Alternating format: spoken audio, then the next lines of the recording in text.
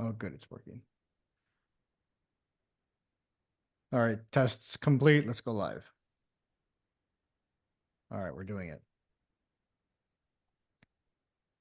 Are we live? 3, 2, 1. If anyone heard that before, we are not. Now we are live. Yes. What's up, everyone? Happy Friday.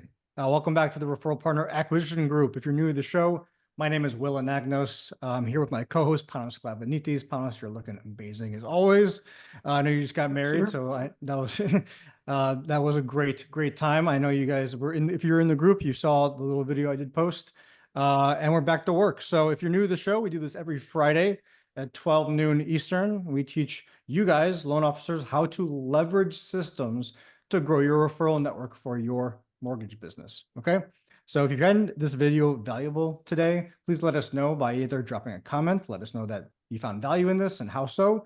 Or if you just want to keep it simple, slap that like button, give us a little love by slapping that heart button. We'd appreciate it. And yeah, so today we're going to be talking about the exact prospecting process that we have found proven to work for over 150, I would say 200 loan officers at this point. We're going to go over from A to Z, how it works, why it works, step by step. And we may not even get to the whole thing because it's quite a process that we've developed, but each step leads to the next. And I want you to have complete clarity on a new system that you can leverage to grow your business without you having to put in the legwork. So yeah, so let's go ahead and get started. If you guys are new to WA Marketing Solutions and Panos and I, one thing we should let you know that we are big fans of helping loan officers grow their referral networks, leveraging the LinkedIn database. Now, why the LinkedIn database? Not the LinkedIn platform in itself, but the database. Now, the reason why we love it is because, one, it's a professional social media platform. It's taken a lot more seriously. Two, it's full of active real estate agents, real estate investors, divorce attorneys, potential referral sources for your business. And number three, it's that its database is huge and you're able to actually extract contact information based off of searches that you make. And so when you have located the ideal audience that you want, and you put that audience into a system that then prospects for you, then that's when you're all of a sudden in front of people every single day, starting warm conversations without having to actually start the conversations yourself or getting in the car to network and shake a bunch of hands with people who may not be the ideal partner for you. So can you confirm that you guys can see my screen? Panos, can you confirm on your end that we're good? And yeah, if you guys are watching this live, please comment live down below so that we know you're here. Perfect. So when you're doing prospecting on any platform, if it's email, if it's Facebook, Instagram, in this case, we're going to be talking about LinkedIn today because it works. The first thing you're going to want to do is connect with someone or follow someone, or I guess if you're emailing, just emailing someone. If you're on Facebook, you're friending someone. And when you're doing that, if you're just knocking on a door, no one knows who you are because until they open the door. But the nice thing about social media is everyone kind of gets a peephole. They get to see you a little bit beforehand before actually accepting the request or opening the door in this case. So when you're sending out a connection request message, if it's scripted properly, along with your profile in the back, and you're knocking on 25 doors per day, numbers game is always in your favor. But if you're actually doing it properly, you may get more doors to open. So the first step is sending the connection request. When you're sending a connection request on LinkedIn, people don't really know this. They ask you, LinkedIn, the actual platform, will say, you want us to send a request to this realtor by itself, or would you like to add a little note? You can't do this on Instagram and you can't do this on Facebook. And this makes LinkedIn a very powerful platform to get your foot in the door. So by adding a connection message, the goal of the connection message is to get that accept requested. Sorry, to get that request accepted, excuse me.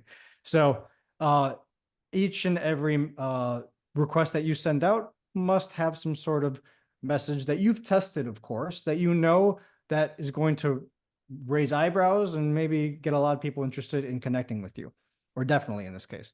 So that's the goal of the connection request. It's not to get referrals. It's not to get appointments. The goal of the connection request is just to make the connection. Okay. Which brings us to the second bubble, application and email notification triggered. A lot of people don't know this.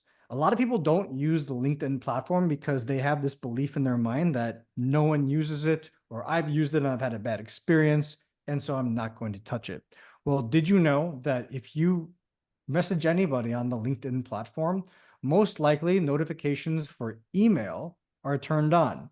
So that means for you is if you don't know how to, if you don't have a list of people to email, which you probably do, but let's say you don't, if you just connect with them on the LinkedIn platform, they're going to get an email that you reached out. So don't be afraid, oh, they're not going to see it. No one checks this stuff.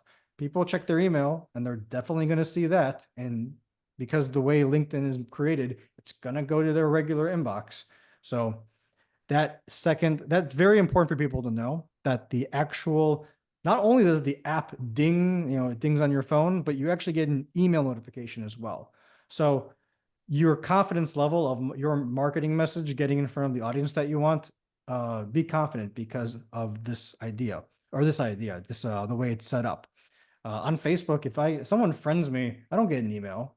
I'm sure I could turn on notification setting where I could, but that's not a common thing. It's very common for your email to chime as well as the LinkedIn app. So you're confident that your marketing message is getting across to the person that you want it to get across to. So now at this point, you may have not gotten this connection request accepted yet. However, their phone did ding. The reason why the connection request is going to get accepted, it boils down to a few things. The first thing they're going to see, and if they open up their email or if they open up the LinkedIn app directly, the first thing they're going to see, the first impression they're going to have on you is your face and your headline. So this is sort of silly, but it's very important that you have a professional headshot on the LinkedIn platform. This is not Facebook or Instagram where you just put up whatever picture you want. I mean, yes, you could put up whatever picture you want, but because the platform is just taken a little bit more seriously, like I said, it's business Facebook. Go to a photographer if you haven't and get a professional headshot done. Go to their place. Go to a Target if they have a photo booth set up there. I don't know. Find a way to get a professional photo set up so that you can optimize it, using Canva and other types of softwares so that you stick out. Your headshot, excuse me, what they're going to see is very important. You're all good-looking people. You're all beautiful people. So That's not true. well, the point being, you're right. That's you want to have a professional headshot. You want to have it. So And that's the reason why you need a professional headshot. Yeah, because not everyone's, So some people are not blessed, like me. So the besides the headshot, the headline, something they're actually going to read, is very important. It's the most valuable piece of real estate on a LinkedIn profile, on any profile. Like before they can click your profile and open it up, before they can get to know you a bit more, they're only going to see your face, so make it your best, and your headline. And so your headline shouldn't have your NMLS number. It shouldn't have your company number. Those two things, or company number, company name, those two, you can put that down in your about section if you're wondering where I put that. Those two things are not going to raise a realtor's eyebrows. They don't care what these numbers are. They don't care where you work. So shouldn't you write, since that's the first thing they're going to see, shouldn't you put something there that's going to create interest so they're intrigued? The whole goal of the headline and the headshot, excuse me, I keep thinking face. The headshot and the headline, the goal is for them to click. Okay, you want them to click on your profile. If they don't click on your profile, you're never going to get the connection accepted. And so on your headline, say something that resonates with them. I help realtors do XYZ by ABC. Just a simple formula like that. Okay, So on to the next part. Let's say that your headshot is optimized and you've optimized your headline so that it's intriguing to the realtors who are going to open up their emails. Everyone's going to open up their emails. Everyone's going to see who's trying to connect with me. They're going to see it. So make sure that it's going to provoke the next step. And the next step is they click and open your profile. That's what you want them to do. And based off of your banner, which I didn't mention earlier, but your banner is very important. Once they click your banner, which is the picture up above your headshot, that is going to, you want that to represent your business. They're going to see your banner, your headshot, your headline. And the headline wants to guide them down to the about section. That's where they're going to learn more about you. So the goal of them seeing you and clicking your profile is to eventually scroll down and read about your about section and the reviews section. Based off my experience, a lot of loan officers, they have a lot of realtors asking them, what makes you different? How can you help me grow my business? And well, I guess the third thing would be, help me out, Panos. It's how can you help me grow my business? What reviews do you have, or who have you helped in the past? And there's one more. I'm sorry, I'm losing my train of thought. Wait, send me more information. Oh, that's not it, but that helped me remember. What makes you different? Those are the things that realtors mainly want to understand about you before they spend in their mind, it's waste their time, but spend their time, invest their time with you. So in the about section, that's exactly what you give them. Showcase your unique value, why you're different, how you help realtors, how you've maybe helped them in the past, and what makes you different, of course, and then back it all up with reviews. There's a reviews section. It's called recommendations in the LinkedIn platform. It's a very specific section where anyone and anybody who's a friend of yours can leave you a review, and it's linked to their profile. So it can't be, if you ever hear of the maybe these reviews are fake kind of conversation, you can't have that argument because these are connected to actual profiles with people behind it that you can actually just message and connect with and ask them, hey, I saw you worked with Joe Schmo. I'd like to hear your experience. Like these opportunities can happen based off of your review. So you want them to scroll down, read about you, have an about section that is even more intriguing than the headline. It expands on the headline, and have reviews that just back it all up. And if you have your profile and your connection message crafted properly, you are going to have a lot of requests be accepted from the ideal audience, in this case, real estate agents that you want to target. Now, 24 hours later, you need to, and this is done strategically. Don't do it beforehand. You don't want to move too fast. About a day after you get that connection is made, strategically initiate the conversation. Okay? Because at this point, they already know who you are. They've read about you. They've opened the door. They've given you the opportunity to say something. So you want to initiate the conversation properly. And when I say properly, this is the formula that we've seen work. It's a brief introduction. This would be the second touch point, your welcome message, a brief introduction. So, hi, I'm Joe Schmo, mortgage broker. Or hi, I'm a local mortgage broker, I'm Joe Schmo. Brief introduction. 2, mutual beneficial offer. Why are they going to wait? Why are they going to spend or invest their time answering you, eventually talking to you? You need to provide them something that's beneficial to them and mutual. So not you selling them something. It's beneficial for both parties. And then a call to action. Are you interested in a chat? Are you interested in having a chat this week? Something like that. Always end with a question mark. Always end with a question. So that's a basic, simple formula. You can take that, steal it, implement it yourself if you want. And so if you craft and send out your message, your welcome message to 25 people per day who have connected with you, etc. At this point, they already kind of know you.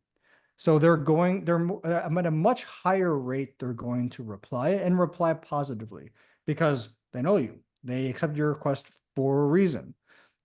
And that's your opportunity to start the conversation and request a time to chat with them via phone or via Zoom. So for example, in your welcome message, you ended with, are you open for a chat?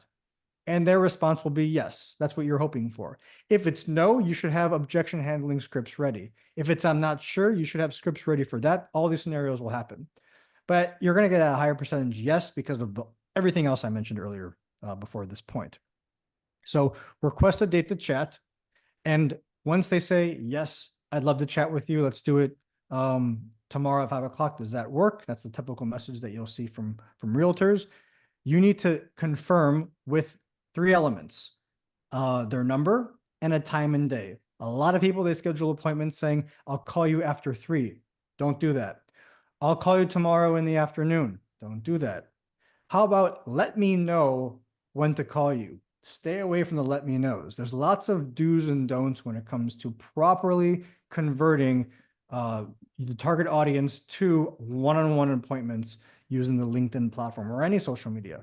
This is not like phone calling. A lot of loan officers make that mistake. They think they can transfer skills over from email and text message over to here. It's much different. We've done the testing for you. You don't have to do it.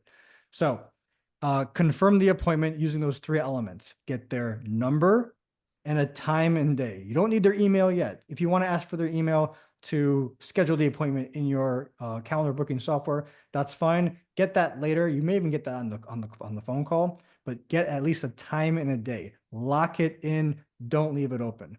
Panos, what's up? I don't know, man. It looks like you've structured this live just for yourself.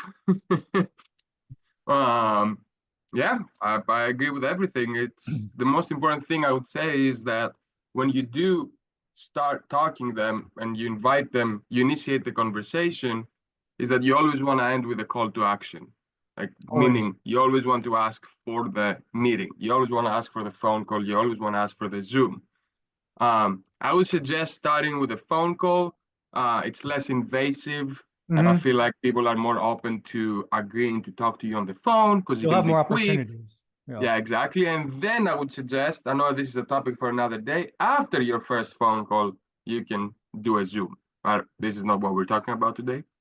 And the third thing that I want to touch on is the confirming the appointment. Both the industries, right? Real estate professionals, lending professionals, we're all over the place. Let's be honest. We always get pulled into different directions. We always have meetings. We always have phone calls, conversations. There's always something happening, at least for people who are busy.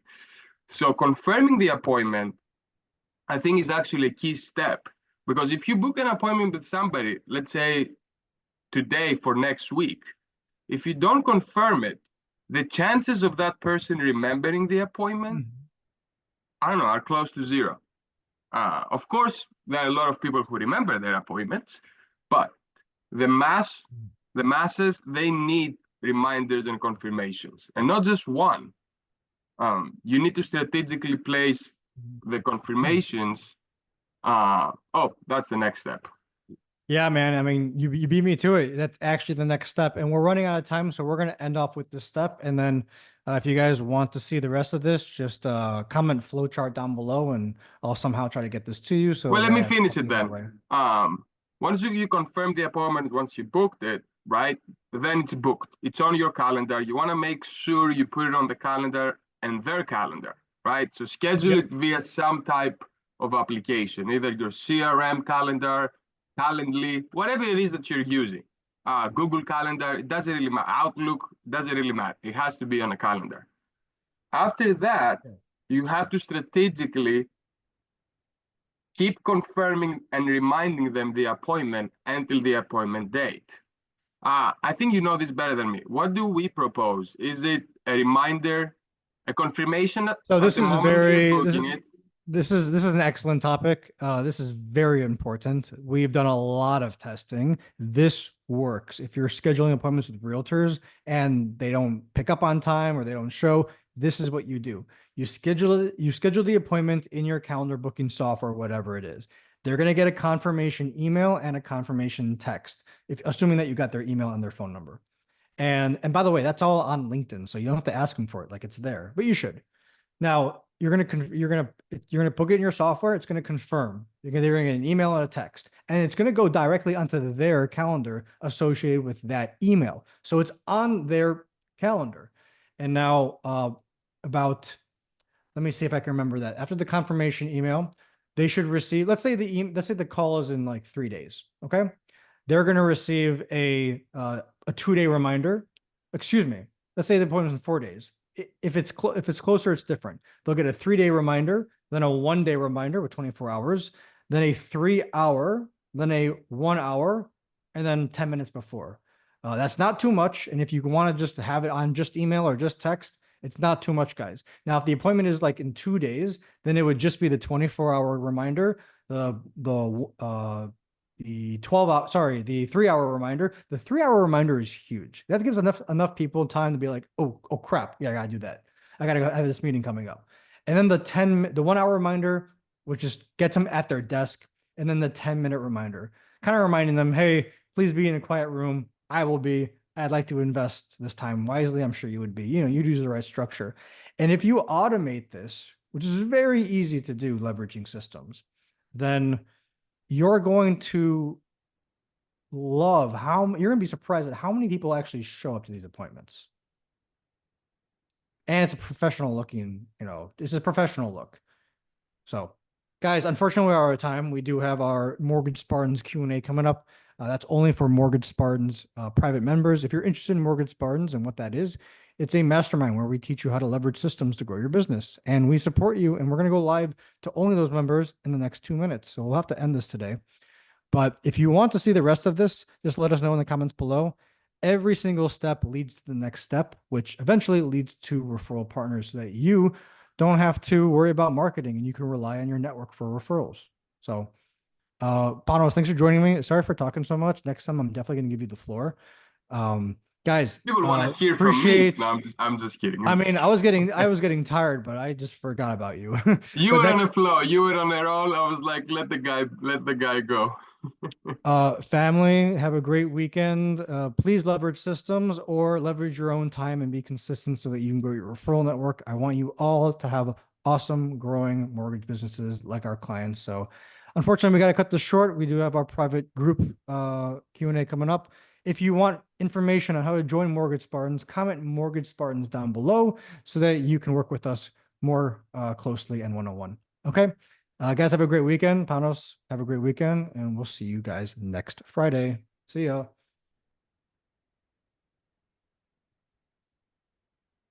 Once I click the button. Wow. Once I click the button. All right. I'm awkward, I know.